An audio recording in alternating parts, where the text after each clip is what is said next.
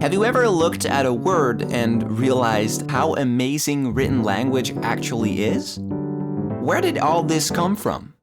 And what do emojis have to do with the earliest forms of written language? Technology has changed the way we communicate with each other. Every day, billions of conversations are exchanged without any physical interaction, through text messages. Because the physical element is taken away in these interactions, misinterpretations lurk just around the corner. Us humans are programmed to read body language and facial expressions, but also variations in intonation. Take all of this away, in the DMs, for example, and miscommunications are bound to happen. Not surprisingly, emojis are now an integrated part of our modern way of communication. Want to let someone know you're making a joke? Use this emoji, or this one. Or feel like sexting but don't want to be too explicit in your words? Well, emojis can be very helpful. However, whether the meaning of an emoji is universal is up for debate. In different parts of the world, contrasting interpretations for the same emojis exist. This goes for different generations as well. Deciphering what your aunt means with her emojis can be nothing short of rocket science. Someone who has a huge interest in emojis and their function in nowadays society is Jeremy Berg, editor-in-chief at Emojipedia. He's seen as a true emoji historian. Jeremy, how do emojis enrich our modern language? Emojis are unique in the way they're standardized to work on all modern computing platforms. In any place that text can be sent, emojis can also be sent too, which makes them extremely versatile. Some concepts such as empathy or humor don't always translate well into the written word, and so emojis can enrich how we communicate with one another. As you can hear, there's an interesting connection between emojis and the earliest forms of written language. Written language has been around for a long time. Writing is the physical manifestation of a spoken language. It can be traced all the way back to 3500 BCE, where it originated in the Sumer region of Mesopotamia, modern-day Iraq. This early writing was called cuneiform and consisted of specific marks in wet clay. This was used as a method to keep track of stocks, like weeds, reed, and fish. Their symbols started out as pictographs, easy to understand.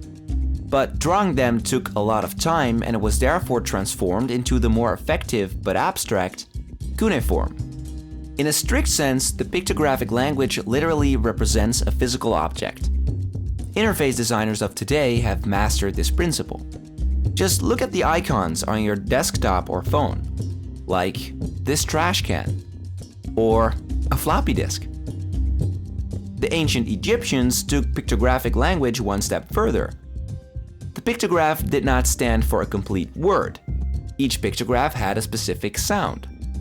So you need a multitude of hieroglyphs to make up one single word, a bit like the alphabet that we use today. As written language evolved, it became more and more complex and therefore harder to learn. In the Middle Ages, a majority of people did not know how to read, because only the lucky few were able to get an education.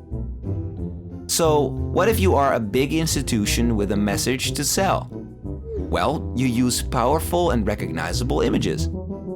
The Catholic Church knew this principle.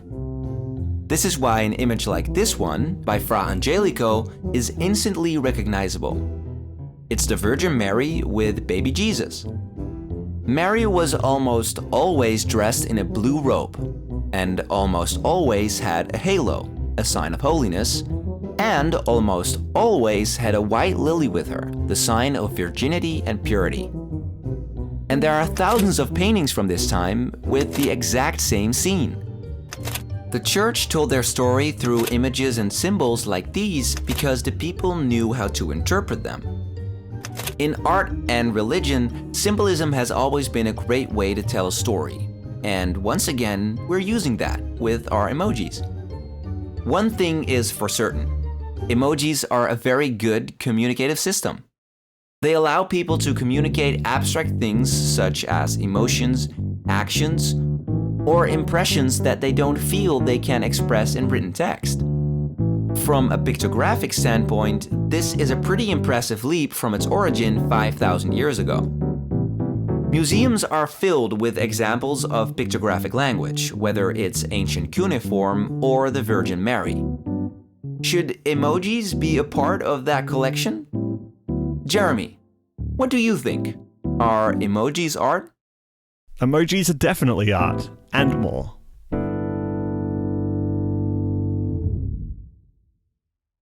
Let us know whether you think emojis are art or not, and give us your suggestions for future episodes of Is This Art? Thanks for watching!